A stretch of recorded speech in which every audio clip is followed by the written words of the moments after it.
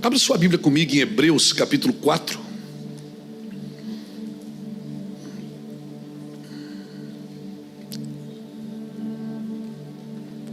E o versículo de número 12.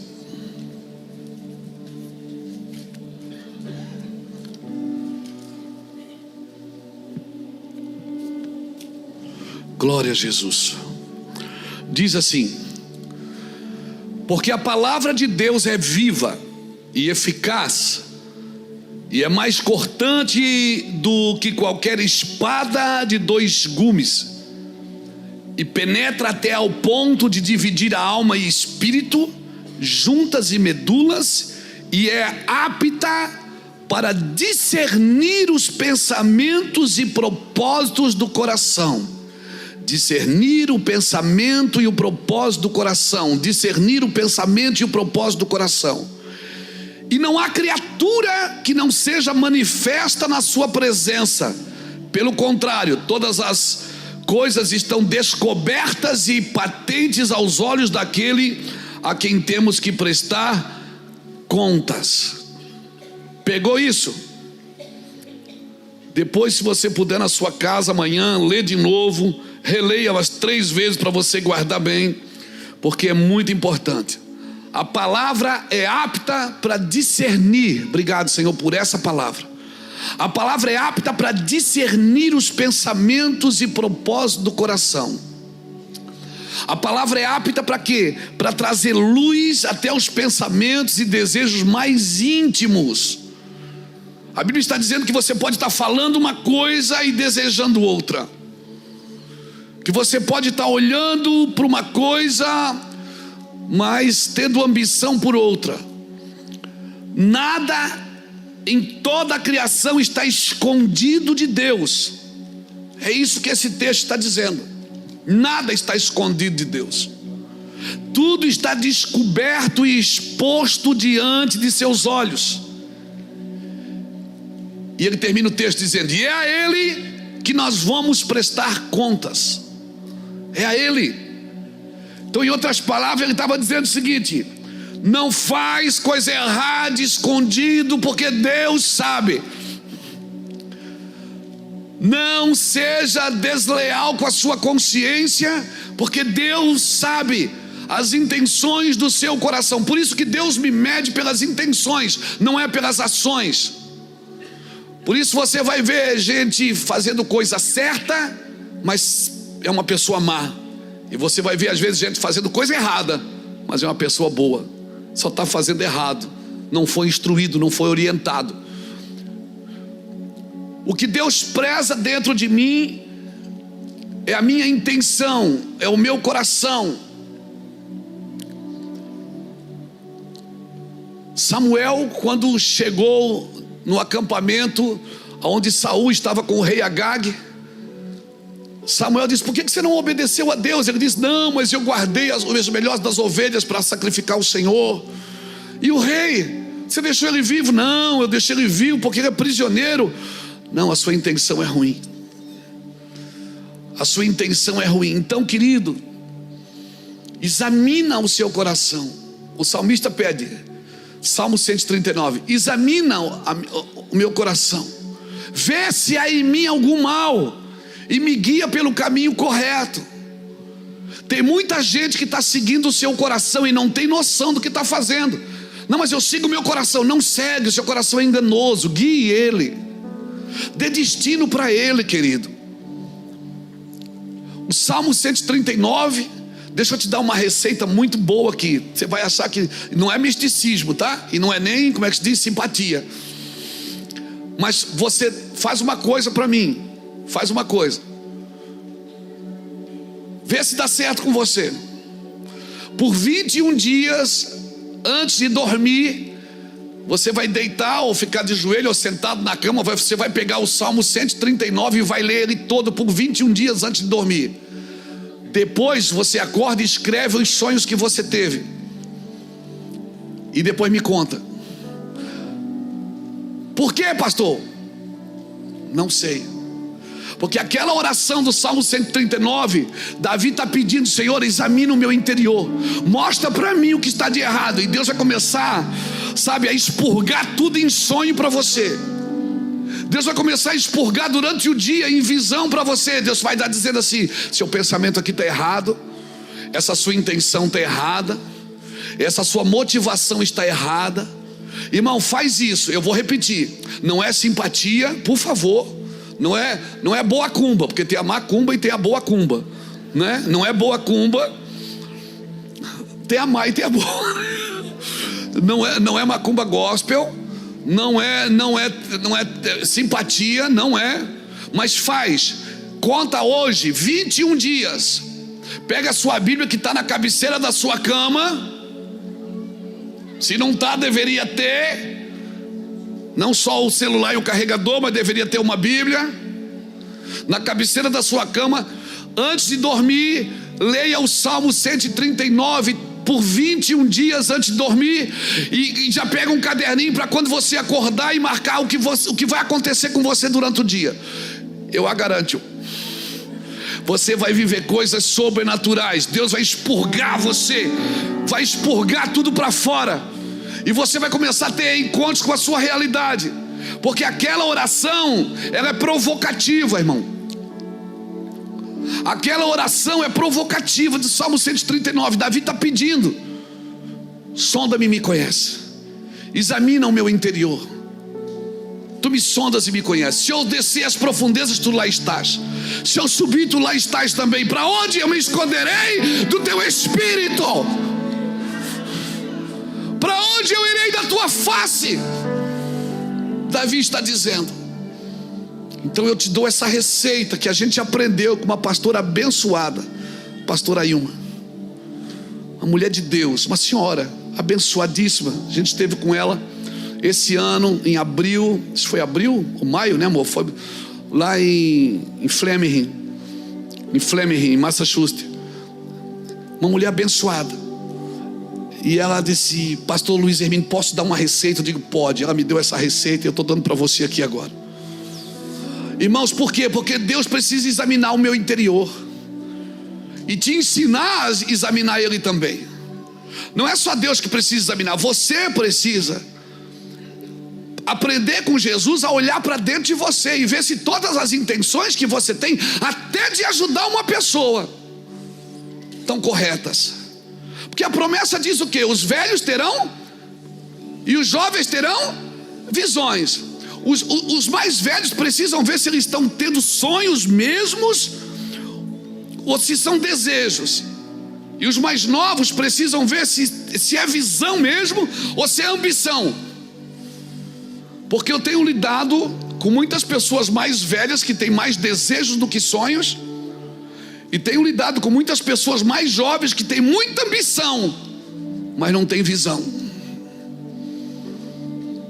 Isso é sério. Isso é sério.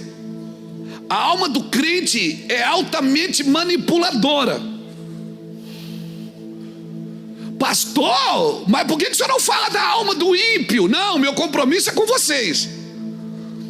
Meu compromisso é com o crente. E eu vou repetir: a alma do crente é altamente manipuladora. Por quê? Porque o crente, quando manipula, espiritualiza. Ele manipula espiritualizando. Deus me disse, Deus me falou, Deus me mostrou, e vai manipulando. Eita! Não olha para mim assim, dá um glória a Deus. Aleluia. Aleluia. Irmãos, deixa eu dizer uma coisa para você, meu querido. Reino de Deus e religião vestem a mesma roupa, só não tem o mesmo espírito, mas a roupa é a mesma. A roupa é igualzinha. Se olha assim, meu Deus, é crente. Às vezes não, é só religioso. O reino de Deus e a religião vestem a mesma roupa. Os espíritos é que são diferentes. Por isso que nós devemos examinar os espíritos. Nós devemos examinar os espíritos, discernir os espíritos. E talvez esse seja o lado manco da igreja do Senhor Jesus na terra. O discernimento de espírito. Discernir se aquilo mesmo Eu não sei quanto a vocês, certamente você também já foi enganado. Você achava que era de uma coisa e era de outra. E às vezes não é nem maldade da pessoa, é o espírito que a manipula. O reino e religião vestem a mesma roupa.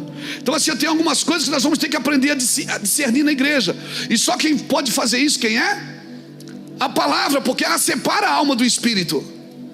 Então nós vamos ter que aprender, por exemplo, a discernir o que é crescer e o que é multiplicar. Porque às vezes para multiplicar eu preciso parar de crescer.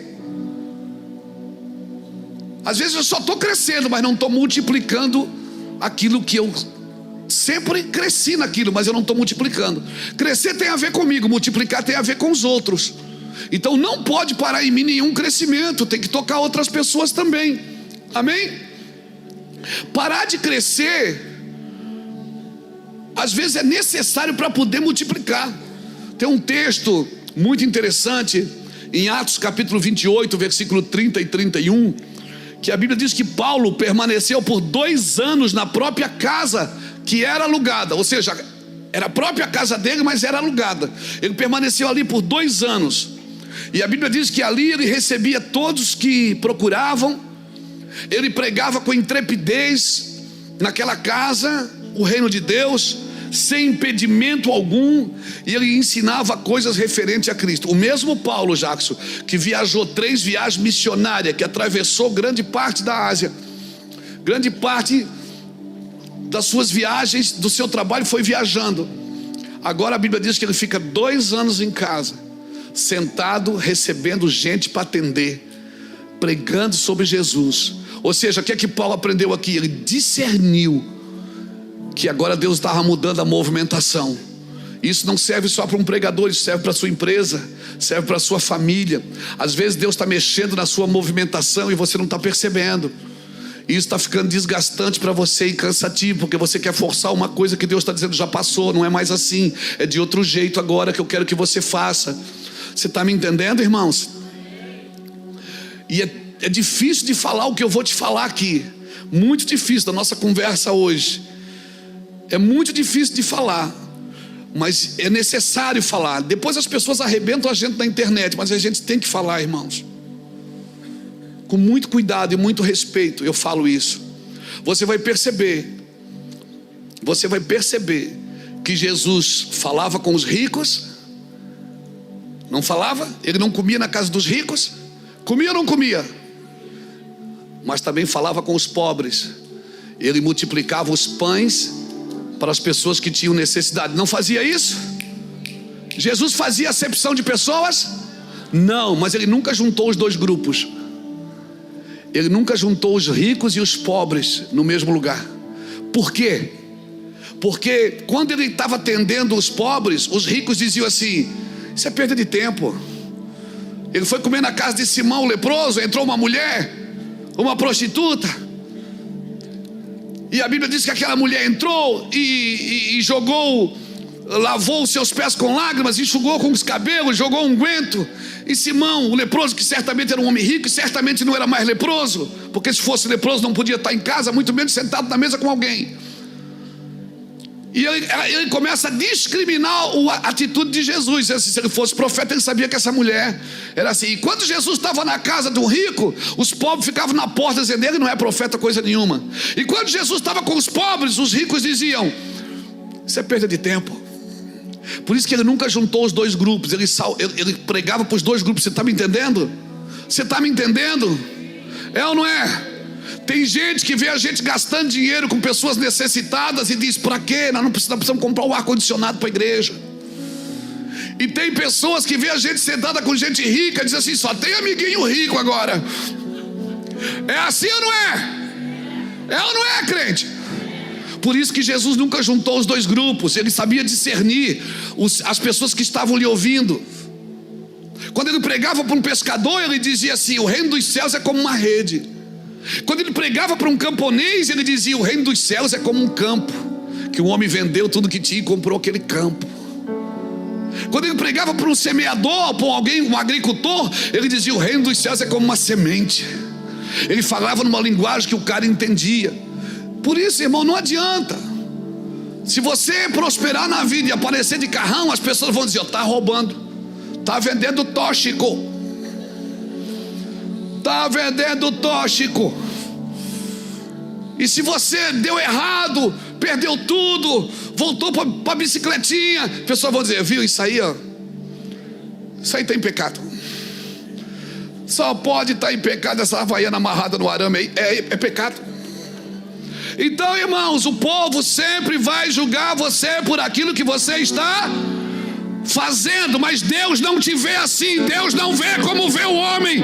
Deus vê a intenção do seu coração e sabe dos lugares que você está sentado e o que você precisa fazer ali. Mas nós não nos preocupamos com isso, Jackson. Nós nos preocupamos mais com a aparência visível para alguém ver, por causa da nossa reputação, do que com uma consciência pura e limpa, aquilo que está dentro de você. Aleluia, entenda o que eu estou te dizendo. Para agradar pessoas, muitas vezes você mente para a sua consciência. Para agradar pessoas, muitas vezes você faz o que as pessoas querem ouvir. Não, a sua consciência tem que estar pura, porque quem é que vai ver a Deus? São os puros de coração. São os puros de coração. Irmãos, deixa eu te falar uma coisa: um povo carente de ídolos está sempre procurando alguém para adorar. Um povo carente de ídolos está sempre procurando alguém para adorar. E você não está aqui para agradar todo mundo. Se Jesus não conseguiu, você também não vai conseguir. Por isso que os nossos púlpitos das nossas igrejas estão enxertados de mensagens na alma, de canções na alma. Não é adoração, é canção para fazer a pessoa chorar. Uma coisa é chorar porque você está lambendo a sua dor, outra coisa é você chorar porque você está contemplando aquilo que é eterno. Uma coisa é chorar pelo seu sofrimento, outra coisa é chorar porque um dia você vai o ver, vai ver Ele, um dia você vai ver Ele. Aleluia. E eu comprei uma Bíblia menor, que é melhor para pegar, a outra era muito pesada. Glória a Deus, você está me entendendo, querido? Mas a gente se preocupa mais com o que os outros pensam. Parece que a gente está sempre justificando. O cara aparece com tênis novo, tem que dizer: oh, que tênis bonito. Não, eu ganhei. Ele está sempre dando explicação, porque tem medo de ser rejeitado de novo. Como é que você quer ser aceito num mundo que Jesus foi rejeitado? Como você quer ter sucesso no lugar que o teu Jesus foi rejeitado?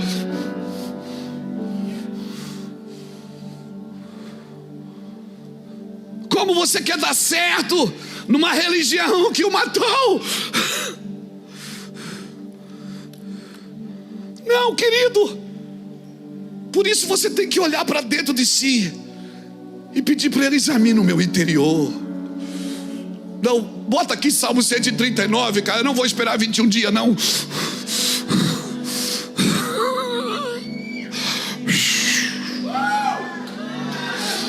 Aleluia. Toda vida, todo poder, Tudo que Deus tem para dar,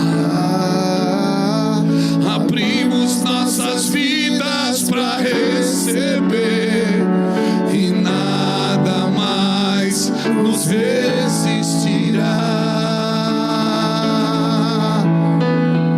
maior é o que está em nós do que o que está no mundo. Bem maior é o que está em nós do que o que está no mundo. Cadê o Salmo 139? Bota aqui para mim. Senhor, tu me sondas e me conheces. Sabes quando me assento e quando me levanto, e de longe penetra os meus pensamentos. Esquadrinhas o meu andar e o meu deitar, e conhece todos os meus caminhos. Ainda a palavra não me chegou à língua, e tu, Senhor, já a conheces todas. Tu me cercas por trás e por diante, e sobre mim pões a mão. Tal conhecimento é maravilhoso demais para mim, é sobremodo elevado e eu não posso atingir. Para onde eu me ausentarei do teu espírito? Para onde eu fugirei da tua face? Se eu subo aos céus, tu lá estás. Se eu faço a minha cama no mais profundo abismo, lá estás também. Se tomo as asas da alvorada e me detenho nos confins dos mares, ainda lá me haverá de guiar a tua mão e a tua destra me susterá. Se eu digo as trevas com efeito me encobrirão e a luz ao redor de mim se fará noite, até as próprias trevas não te serão escuras. As trevas e a luz são para ti a mesma coisa. Não adianta apagar a luz, não adianta se esconder, não adianta, ele vai te achar, ele vai te encontrar. Ele te encontrou aqui, vai te encontrar onde você estiver. Você pode se esconder numa balada, numa boate, numa casa de prostituição, você pode se esconder atrás de prazeres e desejos. Ele vai te encontrar, porque ninguém pode sair de seus olhos. Toda a criação está exposta a Ele. Toda a criação. Então pula para dentro que o muro está baixo, irmão. Pula para dentro, o muro está baixo. Pula para dentro que o muro está baixo. Não adianta viver um evangelho almático, uma vida almática. Venha viver o evangelho da palavra de Deus. Não é de emoções, não é de promessas. Quem veio buscar a sua vitória? Não é disso. Pula para dentro e vai viver o evangelho. Ele vai separar para você o que é sentimento e o que é convicção. Vai ter dia que você não vai ter sentimento nenhum, mas as suas convicções não vão te afastar de Deus. Alguém está me entendendo aqui? Então dá um brado de glória a Deus aí, meu irmão. Nada pode te tirar dele, nem a morte, nem a vida, nem a altura, nem a profundidade, nem o que há de vir. Nada pode me separar do amor de Deus que está em Cristo Jesus.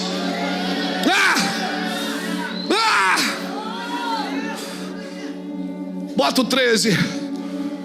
O número não é bom, mas pois tu formaste o meu interior e me teceste no seio da minha mãe. Graças te dou, visto que por modo assombrosamente maravilhoso me formaste. As tuas obras são admiráveis e a minha alma sabe muito bem disso. Os meus ossos não te foram encobertos quando no oculto eu fui formado.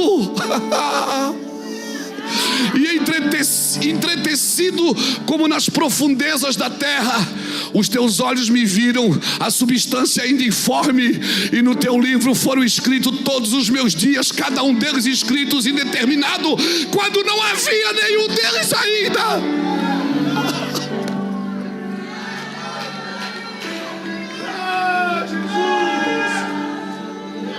Que precioso para mim, ó Deus, são os teus pensamentos, e quão grandes são a soma deles. Em outras palavras, não tem jeito para você. Só alguém que te conhece assim pode te guiar. Só alguém que te conhece assim pode te conduzir. Só alguém que sabe quem você é. E não adianta você dizer para os outros: não, eu sou isso, eu sou aquilo, eu sou... Não, você não é nada. Só Ele sabe quem você é. Só alguém assim pode te guiar. Você não se conhece, mas eu te conheço, diz o Senhor. Eu te conheço. Eu sei quem você é, eu te chamo pelo nome. Eu escrevi sobre você no meu livro e você não tinha nem nascido ainda. Eu sei dos seus dias e você nem viveu eles ainda. Eu já sei como vai acontecer. Você deveria me procurar, me pesquisar, me amar, conversar comigo, e eu te digo por onde você vai. Aleluia. E você fica ouvindo conversa fiada.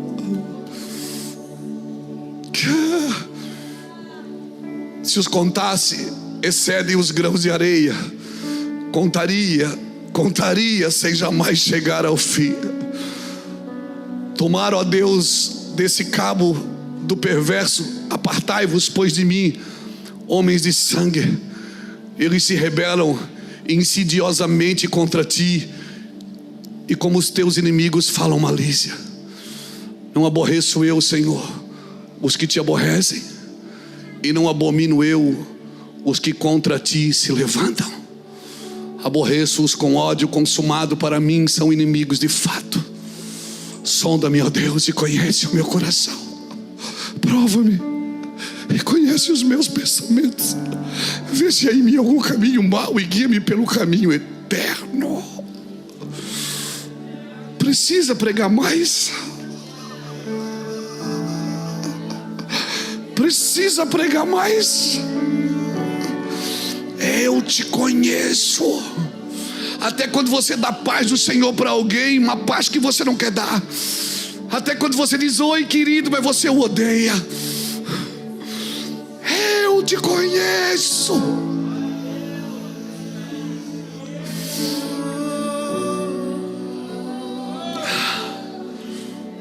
Deixa Ele entrar e penetrar nas profundezas da sua vida.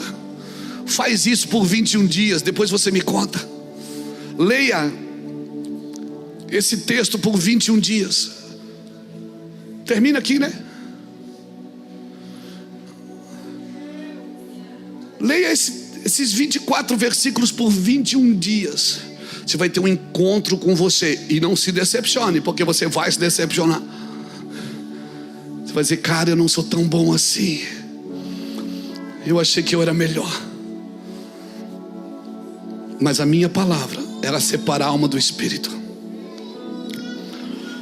Então, por favor, aproveite todo o tempo que você tem para organizar a rota, para limpar a casa.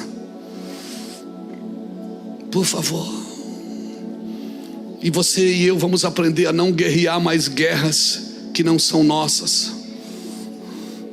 Porque se eu desço para guerrear alguma guerra que não é minha, o muro para de ser construído. O muro para de ser construído, e eu fui chamado para construir um muro, não foi para guerrear a guerra. Nós fomos chamados para construir um muro do Senhor. Aleluia. E vai aparecer gente na sua frente, vai dizer, ai, ora por mim que eu não aguento mais, ora por mim que eu não aguento mais. Irmão, tem gente que não precisa de oração, precisa de um psiquiatra, precisa de um psicólogo. É verdade, gente, com todo respeito. Mas você não acha que a oração cura quem se permite ser curado, irmãos? Cura quem abre a sua boca para confessar suas mazelas. Cura para quem se deixa ser tocado e se permite ser tocado. Porque tem gente que não precisa de oração, irmãos. Ele precisa de um psicólogo, precisa de um terapeuta para sentar do lado dele e meter a mão lá dentro e arrancar algumas coisas que ele não tem coragem de falar.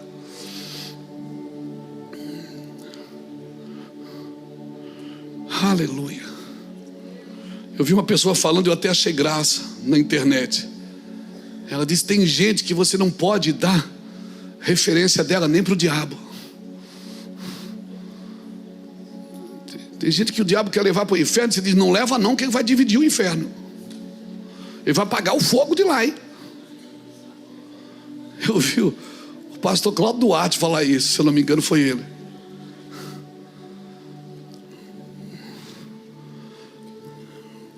Diga comigo visão. Diga comigo compromisso. Visão e compromisso. Eu não posso soltar isso, irmãos. Mas eu preciso ter uma visão. Se fala muito de visão. Qual é a tua visão? Mas a visão sempre é daquilo que você tem que fazer, não daquilo de que realmente você é. A visão tem que partir primeiro de quem você é. Não é sobre o que você tem que fazer. Porque o que você está fazendo ou tem que fazer tem que tornar você uma pessoa melhor. Porque no final das contas o que vai valer não é o que você fez, é quem você se tornou. Porque muitos vão dizer, em teu nome eu fiz. Ele vai dizer, mas eu não te conheço. Você não se tornou quem eu queria que você se tornasse. Irmãos, a fama não te protege, o dinheiro não te protege, o sucesso não te protege, posições de autoridade não te protege. O que te protege é a obediência. a rotina de obediência que você se propôs a viver em Cristo, porque você nasceu de novo. E você nasceu de novo para viver uma rotina de obediência a partir de Cristo, não a partir das suas vontades. Cristo não está no céu para fazer as suas vontades. Você tem que medir se as suas vontades realmente são as vontades de Deus para a sua vida. E às vezes tem que ser para a sua vida e tem que ser para a vida das pessoas que também estão com você. Seja numa empresa, seja numa família, seja numa congregação. Então visão é saber aonde eu devo ir com clareza. E compromisso é se comprometer com aquilo que eu sei para onde eu devo ir com clareza. Nós estamos tentando, eu não sei se você percebe isso, mas nós estamos tentando entender salvação. Mas a nossa salvação é de como nós vamos salvar a nós mesmos.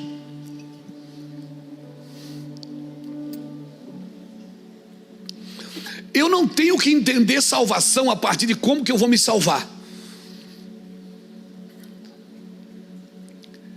Como que eu vou me salvar a mim mesmo? E não entendendo que nós fomos salvos para dar a vida pelos outros. Nós fomos salvos para dar a vida pelos outros, não foi para salvar a si mesmo. Os dons que Deus te dá não tem a ver com você. Os recursos que Deus te dá não tem a ver só com você. Porque se tudo para em você, vai morrer em você. E você é um rio, não é uma represa. O Espírito do Senhor está sobre mim, pois que me ungiu para pregar as boas novas, para curar os doentes, para investir no reino. Se eu não entendo, Vanes, para que eu quero ter? O Espírito do Senhor está sobre mim, pois que me ungiu para que Ele me ungiu? Para alguma coisa. Por isso eu preciso estar com a minha consciência pura e limpa. Porque senão, eu que fui chamado para servir você, eu posso estar querendo usando você para servir a minha carência, a minha necessidade de ser servido. Você está me entendendo? Mas eu não sou pastor, sou empresário. Mas isso não agloba só numa igreja. Eu estou falando para pessoas. Você foi chamado para servir a mesa. É como se você fosse um garçom que trabalhasse num restaurante, e quando chegasse um cliente, você sentasse na mesa e dissesse para o cliente: pode me atender? Não significa que você não pode ser atendido, mas significa que nós não podemos usar as pessoas para nós, porque isso é manipulação. Isso é uma manipulação. Isso é narcisismo. Então, irmãos, você vai ver, por exemplo, em Apocalipse capítulo 2, o versículo 18, você não vai ver Jesus se apresentando para muita gente como filho de Deus, mas para Tiatira ele se apresenta como filho de Deus. Para Tiatira, para a igreja de Tiatira, ele se apresenta como filho de Deus. Ele se apresenta por quê? Porque eles toleravam Jezabel. E um lugar que tolera Jezabel não conhece Jesus, porque seus olhos proféticos estão furados, estão destruídos. O objetivo do espírito ou da doutrina de Jezabel, de Apocalipse, é acabar com o ministério profético da igreja, furar o ministério profético da igreja, confundir o ministério profético da igreja. Mas eu quero declarar que Deus está trazendo de volta a comunidade profética para a igreja do Senhor no Brasil. Seja ela num púlpito, seja ela numa empresa, seja ela numa escola, seja ela na política, seja ela na saúde, seja ela onde for. Você está me entendendo?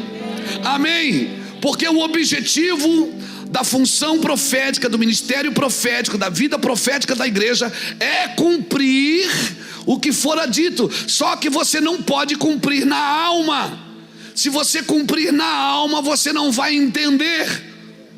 Você vai achar que Bíblia, Evangelho, Jesus e céu é para servir você. Porque a alma, se ela estiver doente, ela acha que tudo gira em torno dela. Por isso nós precisamos das escrituras para separar a alma do espírito, juntas e medulas, intenções de pensamentos e coração, para ver se eu estou pregando mesmo porque eu quero que as pessoas sejam salvas, ou eu quero só ter uma igreja cheia para mostrar na internet. Se eu estou pregando mesmo porque o evangelho que me salvou vai ter que salvar alguém, ou só porque eu quero o glamour de ser usado por Deus?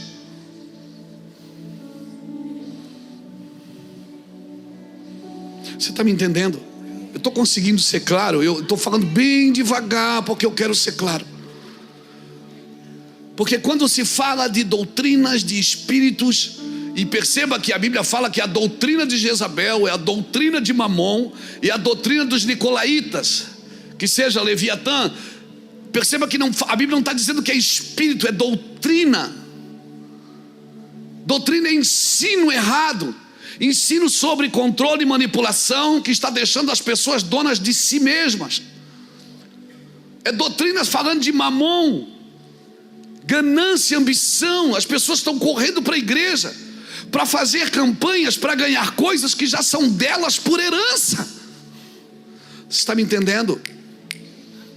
Então a doutrina é um ensino errado que precisa ser combatido. Ser combatido com o quê? Com escritura, com Bíblia. Bíblia.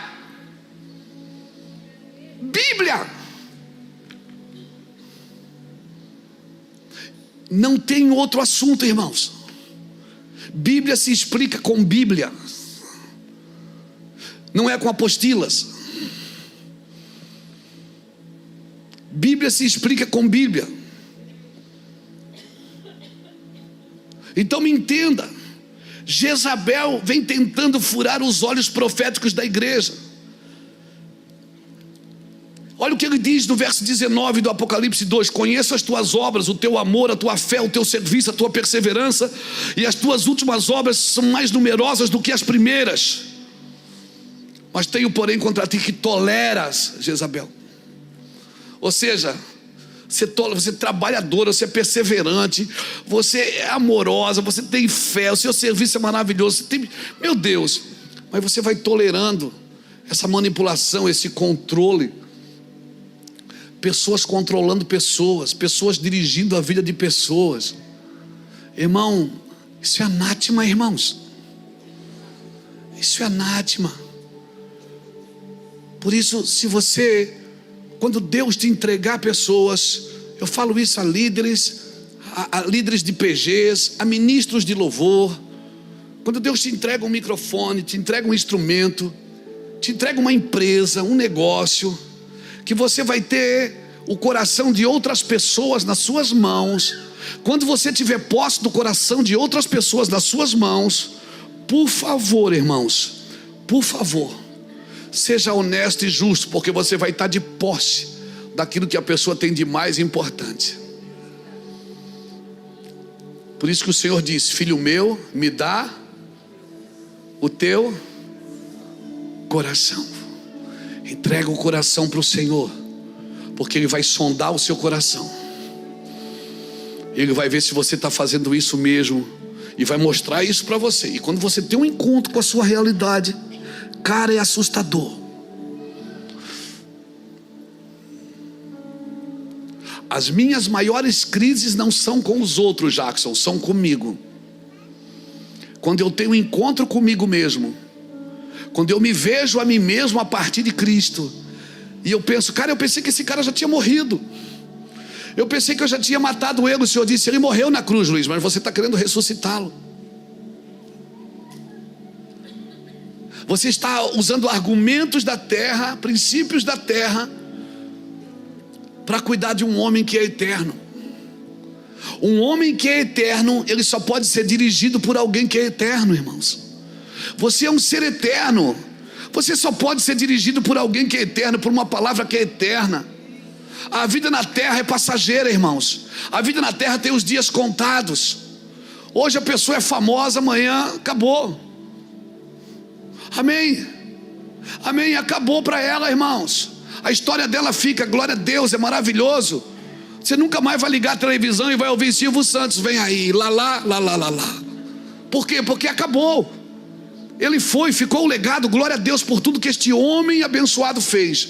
Glória a Deus. Mas a vida termina, irmãos. Ela vai terminar para você. E o que vai valer é o que você construiu em alguém. Por isso granjeie amigo com a riqueza da injustiça, irmãos, para que quando essa te faltar, eles te receberão nos tabernáculos eternos. Amém. O que vale a pena é investir em gente. O que vale a pena é investir em gente. Eu vou repetir: o que vale a pena é investir em gente. É investir em gente. Meu Deus, a Bíblia diz que Deus dá pão para o que come e semente para o que semeia. O pão você come, mas a semente não. Quando cai uma semente dentro do seu coração, eu não sei o que é que vocês fazem, eu anoto. Quando alguém fala uma coisa que é uma semente, eu digo, blum, eu anoto. Pão não. Pão você come ali já, né?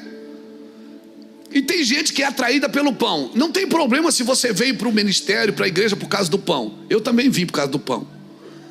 Você não pode permanecer por causa do pão, porque você acostuma. E eu vou te falar uma coisa, irmão, sério. Eu estava na América agora.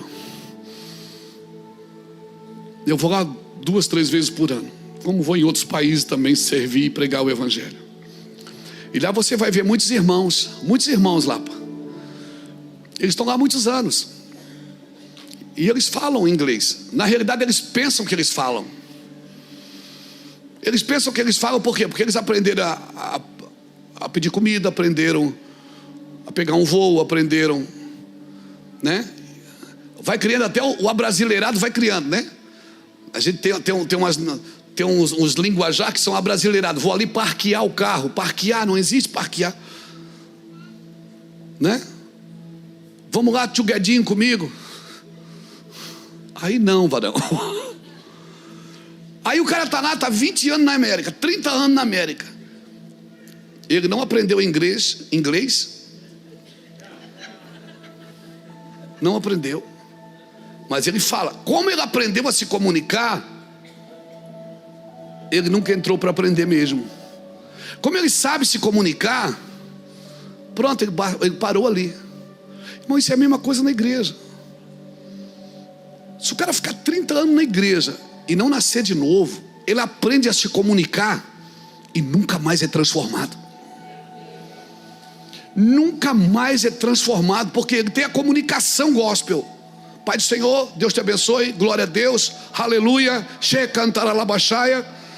Mas ele nunca nasceu de novo. A probabilidade dessa pessoa não nascer de novo mais é muito grande.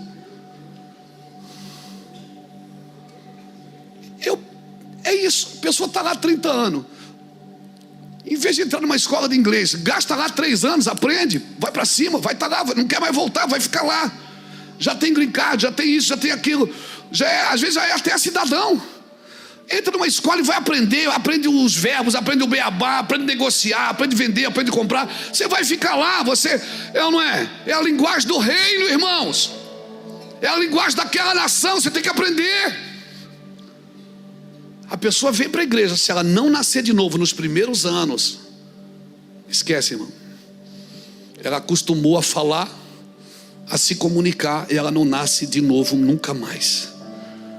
Então, querido, se fala muito em sabedoria no Senhor, mas a chave da sabedoria consiste em distinguir, em discernir o que realmente eu quero da minha vida, o que realmente a minha consciência está querendo, está vivendo. Porque o sábio do tolo, você distingue ele por uma coisa. Eu penso, o sábio ele vai tentando discernir a vida. O tolo vai misturando tudo. Mistura tudo na vida, vira uma salada de fruta. Então a sabedoria, irmãos, ela tem sim a capacidade de ver o certo dentro do errado e o errado dentro do certo. Agora o trabalho do engano qual é? É relativizar tudo.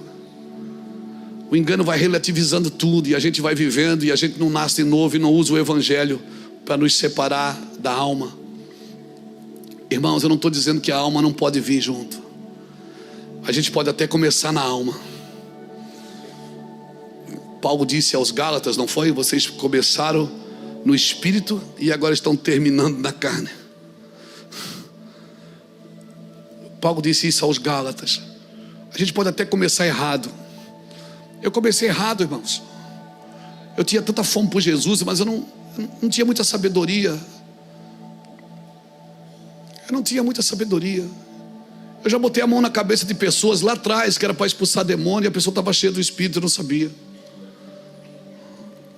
Fui expulsar demônio uma vez de uma pessoa, ela me mordeu, eu peguei o braço dela, mordi também. Falta de sabedoria.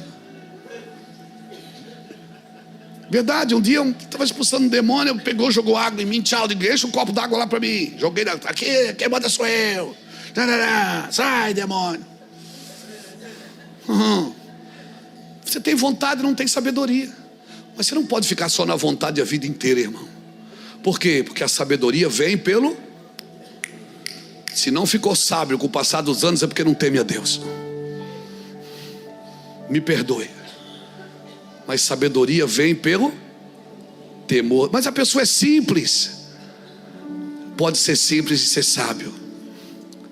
Sábio é não fazer as mesmas coisas erradas. Erra erro novo, irmão, não erra erro velho. Eu quero deixar essa palavra aqui para você. Eu acho que a gente pode orar agora.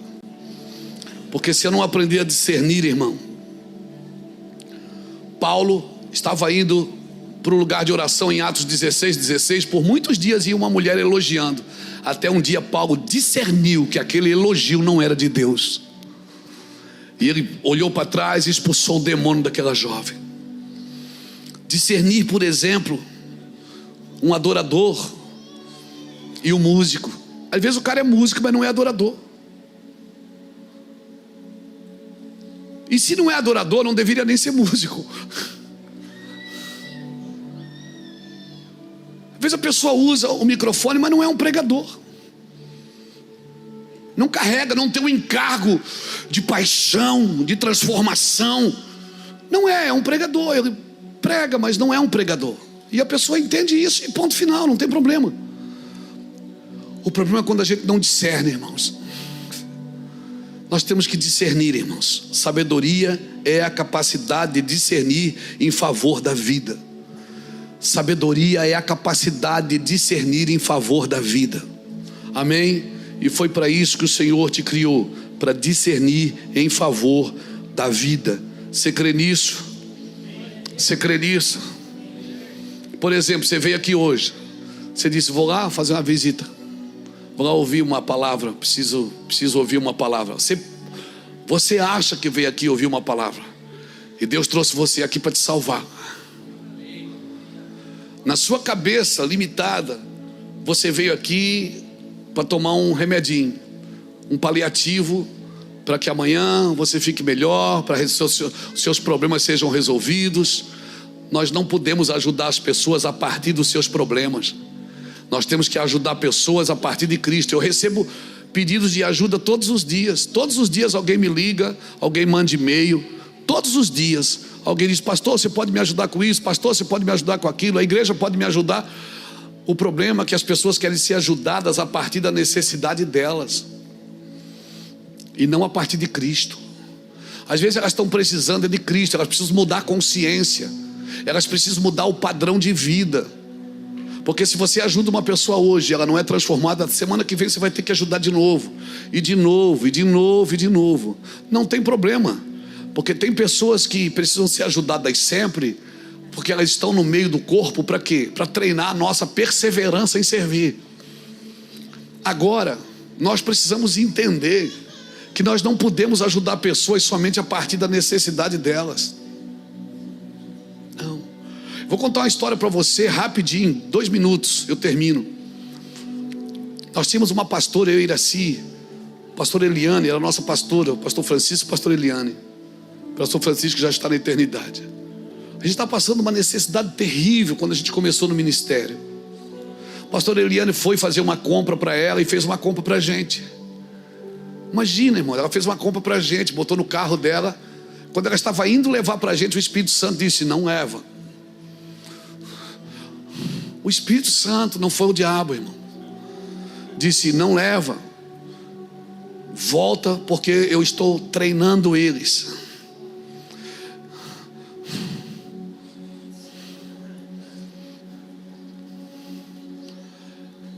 Ela voltou para casa com a compra, irmãos, e guardou as carnes no congelador, guardou a compra.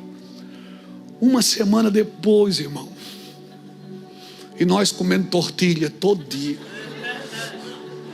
Uma semana depois, ela vai lá em casa chorando e diz assim: olha, Deus mandou eu, lembra disso, amor? Deus mandou eu dar uma, lembra, né? Tu que lembra? Uma compra para vocês, mas Deus não permitiu eu dar. Eu quase disse: essa mulher não é crente coisa nenhuma. Ela disse: porque Deus estava te ensinando, Luiz, a se relacionar com Ele, não por necessidade, mas por amor. Porque o homem se relaciona com Deus por 3 coisas. Ele vive por 3 coisas: ou ele vive por prazer, ou ele vive por necessidade, ou vive por propósito. E eu te garanto, se você viver o propósito, você não vai conhecer necessidade, e o seu desejo será para o teu Deus. Por isso eu vim aqui hoje pregar essa palavra para você. A palavra de Deus vai separar a alma do teu espírito. Ela vai mostrar para você que os seus erros não estão no espírito, está na alma. Por quê? Porque o espírito está pronto. É a carne que é fraca, é a alma que é fraca, mas o espírito está pronto. E se você pular, pula com o muro abaixo. Se você pular no espírito e deixar Deus conduzir você, você vai experimentar o que eu estou te falando. Por isso, você que veio aqui hoje achando que você veio porque quis, e achando que você veio para ser ministrado, receber uma palavra para ficar mais aliviado, o meu trabalho não é te aliviar.